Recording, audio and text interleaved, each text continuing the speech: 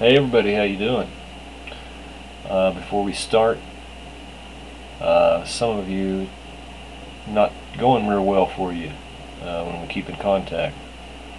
I want to extend my heartfelt sympathy and best wishes and my prayers that things will change for you in whatever your situation may be, and that it will improve. We'll start tonight with solar activity. This is actually an article from September 7th. We'll start there. Solar radio burst. This week's sharp increase in solar activity has turned the sun into a radio transmitter. Bursts of shortwave static are coming from the unstable magnetic canopy of sunspot 1283. Yesterday in New Mexico, amateur radio astronomer Thomas Ashcroft recorded some samples at 21 megahertz, and you can click that link and listen to it. Radio listeners should remain alert for this kind of solar activity as sunspot 1283 continues to seethe. And we have had some activity. Strong solar activity. Sunspot 1283 is crackling with solar flares. Yesterday, September the 6th, the active region produced an M5.3 class eruption at 0150 UT, followed by a X2.1 class event at 2220 UT.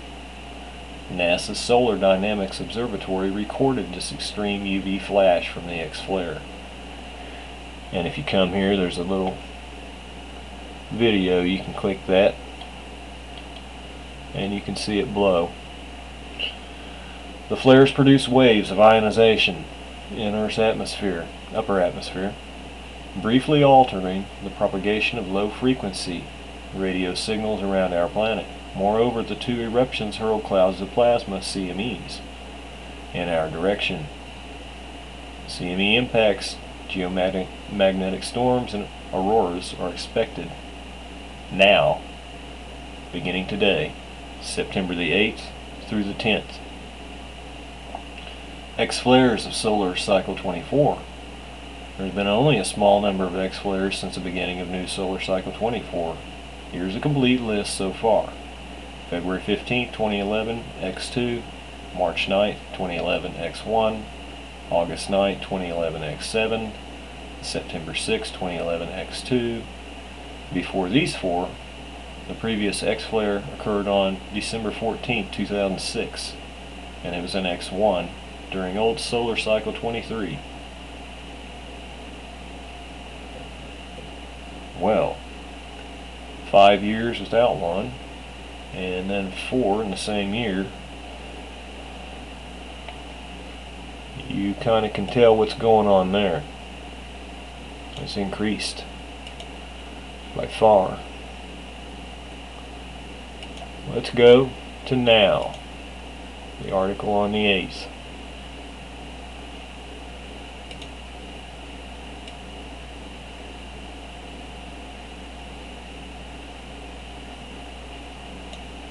Current article on the 8th. Another X-flare. Well, that would make 5 then. Earth orbiting satellites have detected another strong flare from sunspot 1283. The X 1.8 class event at 2238 UT on September the 7th produced a bright flash of extreme UV radiation and hurled an inky dark plume of plasma into space. And you can click this little video here too and watch it blow. This is the third significant flare from sunspot 1283 since September the 6th. All three eruptions propelled CMEs in the general direction of the Earth. Not one of the CMEs, however, will hit our planet squarely. God, I hope they've got that right. Glancing blows from the three clouds will commence sometime on September the 9th and continue through September the 11th, possibly sparking minor geomagnetic storms. And then here's the same little information here about the X flares that was on the prior article. So we have a 75% chance of the class M disruption and a 30% chance, it looks like, of the X.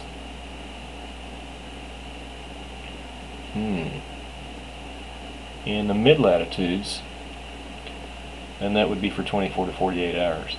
In the mid-latitudes of the same thing, 24 to 48 hours, the active is 25%, the minor is 10, severe is 1%. And in the high, it's 30, 15, and 1.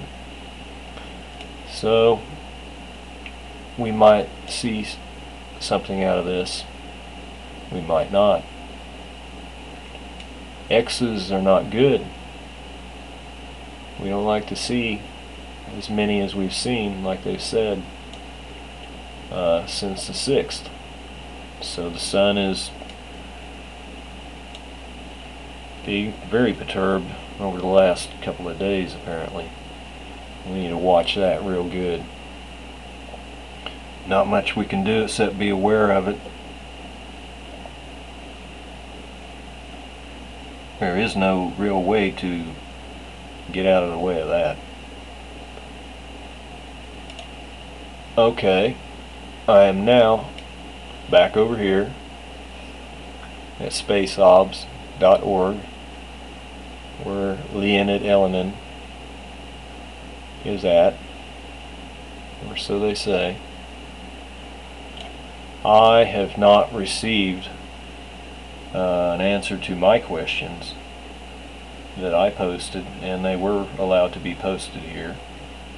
I did receive a reply from another person on here, but it was not Space Obs. And that is apparently what he has chosen to go by, Space Obs. So, I really don't know if I'll get a reply from him.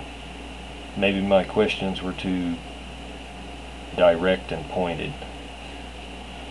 But these are some of the most recent ones that will make you think.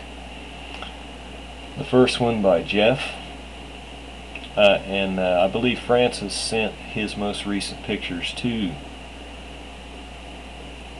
Elenin, or whoever Elenin really is, or whatever. He sent it to Space Obs, from what I understand.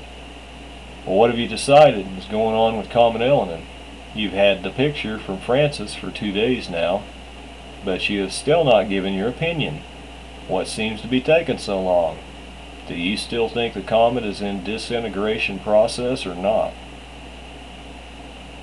And that was 12 hours ago. And then Jeff writes after 11 hours ago, so what is your opinion of the photos that you received from Francis? And then he got a reply. Remember, he's had these for 2 days. He's already told us here, I guess. I'm consulting with other comet scientists, and perhaps Francis will make new images soon. Well, he's consulting, and maybe Francis will get some more pictures and send them to him, but he did not say what is his opinion. He is still supposedly consulting. Okie dokie, whatever that would mean. I guess he is considering whether he was wrong, maybe. Let's see what's going on in the last 24 hours. I have this set for the past 24 hours in 2.5 magnitude and higher. Over here in Central California on the 7th at 2.6. Offshore in Northern California on the 7th at 2.8. In Nevada on the 7th, that's 3.8.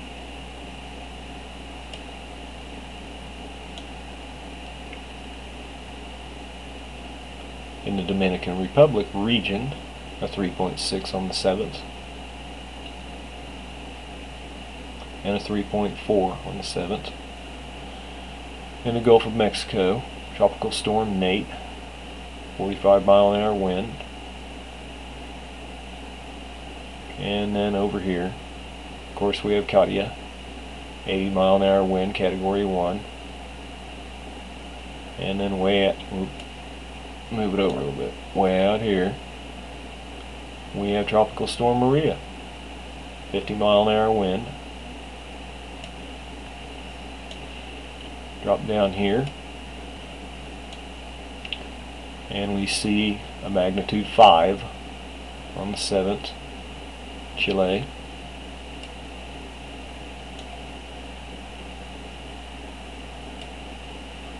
This area over here looks like they're doing fairly quiet up there in Russia. And Europe looks fairly quiet. Right over in here, a 4.3 on the Haryana, Delhi, Uttar Pradesh region, India. I hope I said most of that right. And then we have Kalap in the Western Pacific, a 45-mile-an-hour tropical storm. We have a 4.7 east coast of Honshu on the 7th, a 4.8 on the 7th also, a 5.3 in the Hokkaido, Japan region. And pull down here to the Indonesian area.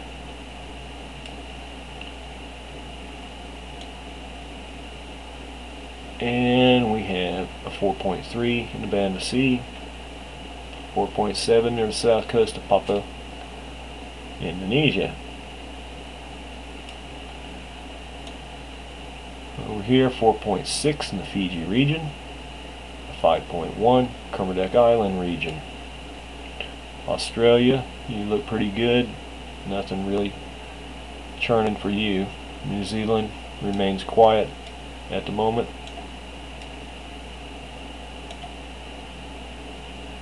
We come farther up, follow it around.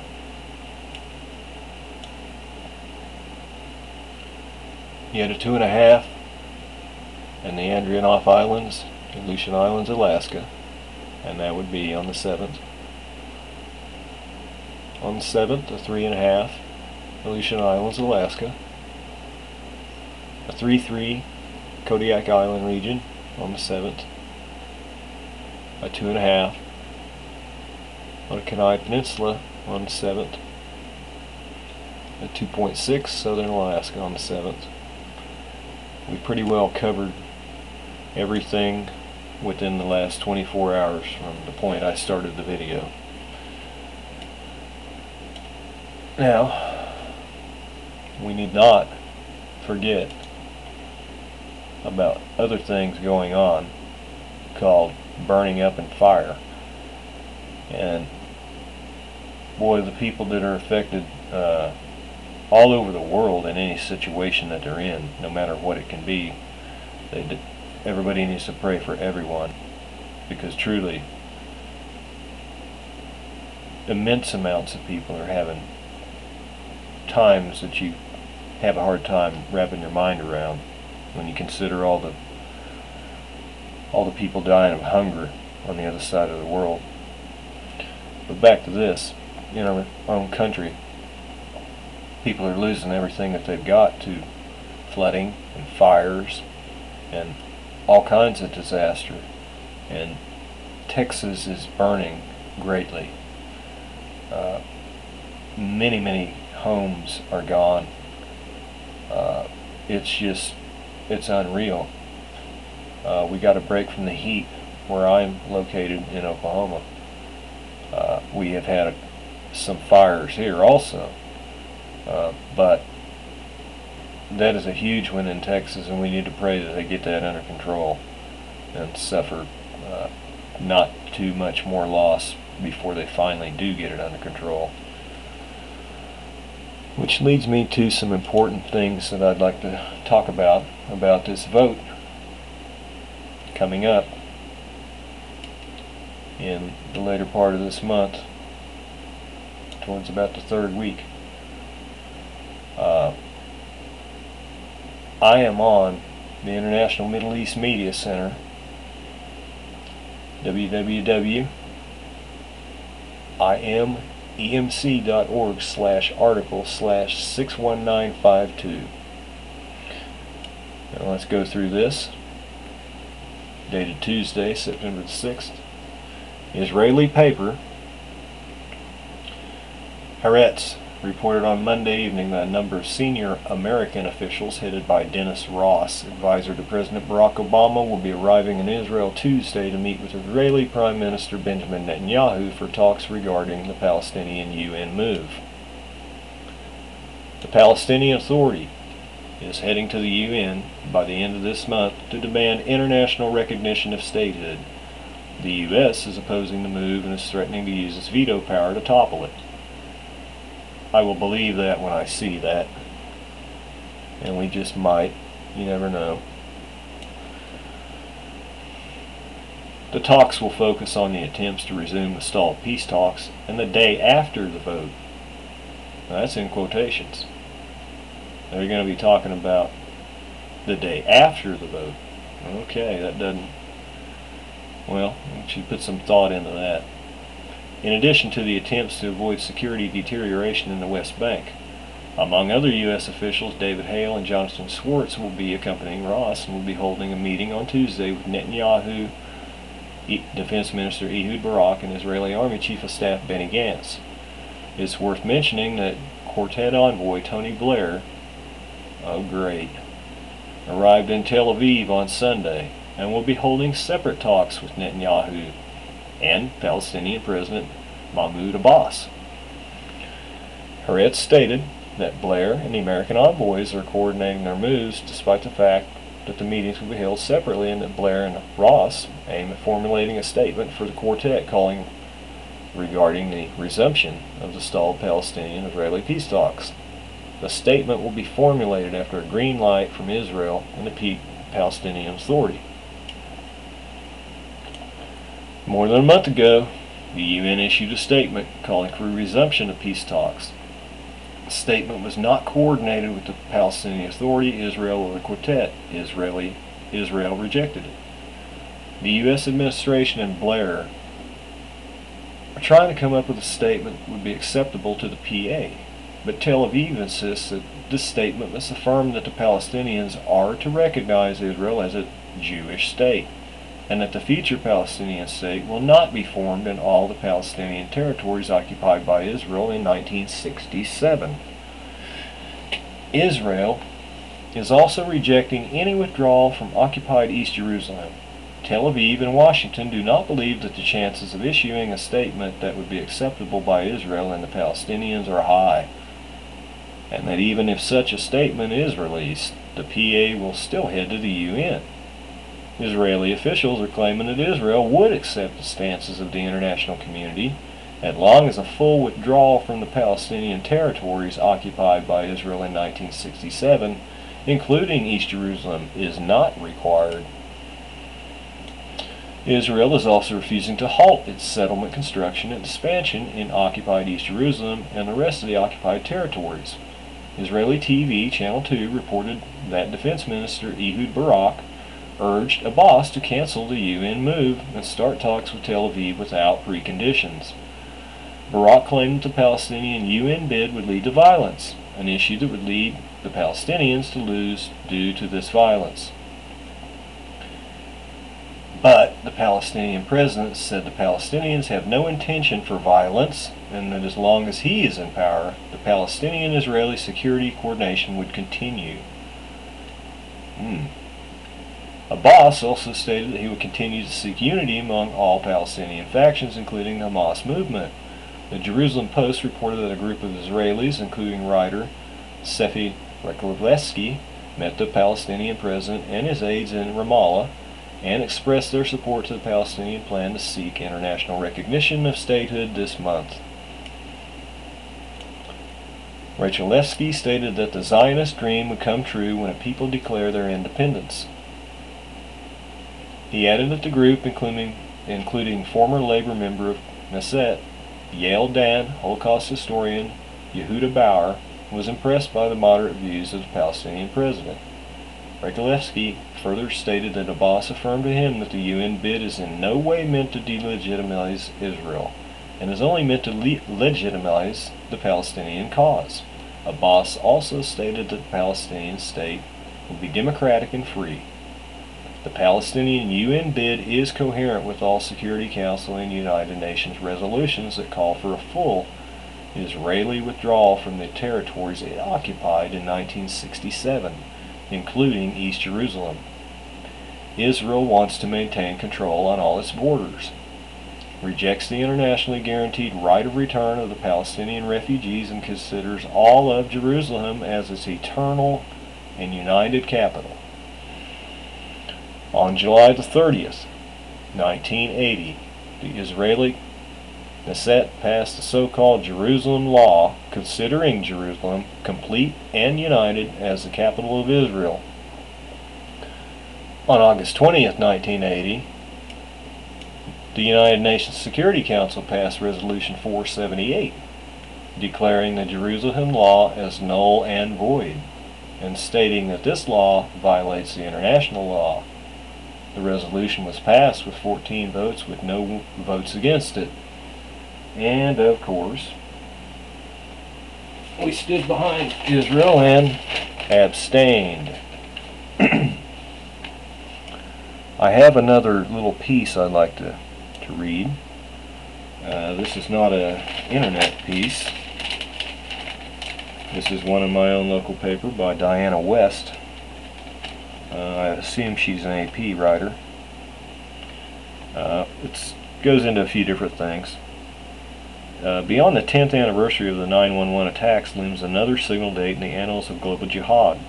That date is September 20th, when the Palestinian authorities, Mahmoud Abbas, is expected to petition the United Nations for statehood. What would a UN-ordained Palestinian state have to do with global jihad? Practically everything, because such statehood would mark a major victory in the long war on Israel's existence, and whether unadmitted or unimagined, it is Israel on which the axis of Islamic jihad turns. I've never been more convinced of this than after reading 4 clarifying pages of Bat Yeor's new book, Europe, Globalization, and the Coming Universal Caliphate. In a first chapter primer on the relationship between the European Union and the organization of the Islamic Conference, much of which revolves around mutual animus towards Israel, Yeor revisits the hateful perversion that passes for political normal, the relentless mission of the Islamic world with EU encouragement to appropriate a tiny piece of land, Israel, as a political and religious cause, despite the fact, as she reminds us, no town, village, or hamlet of Israel is mentioned in the Quran or early biographies of Muhammad. Why Israel, Yeor asks?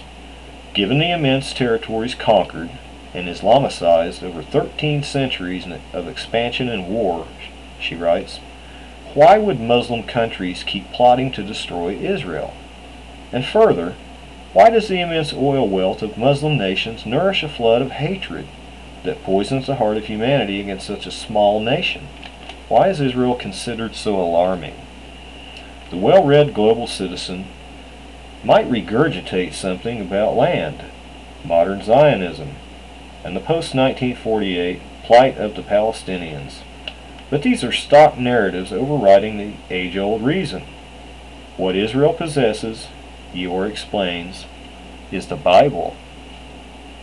To appreciate the depth and breadth of this perhaps obvious but seldom pondered explanation, it's essential to realize Jewish and Christian Bible characters, from Abraham to Moses to Jesus, pop up in the Quran as Muslim prophets who actually preach Islam, not Judaism or Christianity.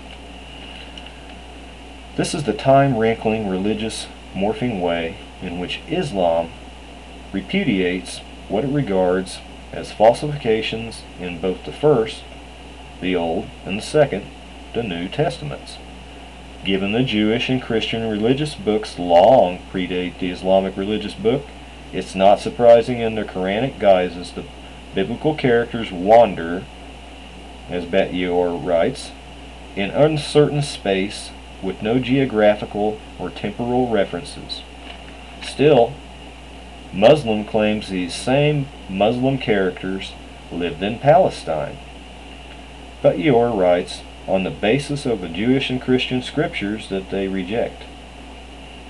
It follows from this highly unstable construct Islam sees the biblical past as Islamic history usurped by Jews and Christians. Thus the land in which it took place is considered a Muslim land, and Jewish and Christian holy sites are all considered Muslim, writes Yor, the preeminent modern historian of dimitude, the diminished conditions of non-Muslims under Islamic law, which that would be Sharia. The land of Israel itself, whose every region, town, and village is mentioned in the Bible with historical and chronological precision, is sacrilegious to Muslims. Well,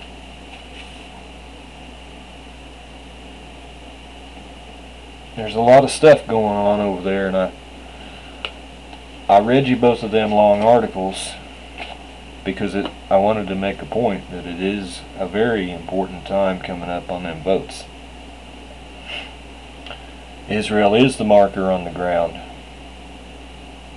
and however she goes, so goes everything else, depending upon what's going on with her. So that will be a date to pay attention to on what is going on there, and everything that they're going to say in the news and all that stuff that comes out. We really need to see what they're going to be saying.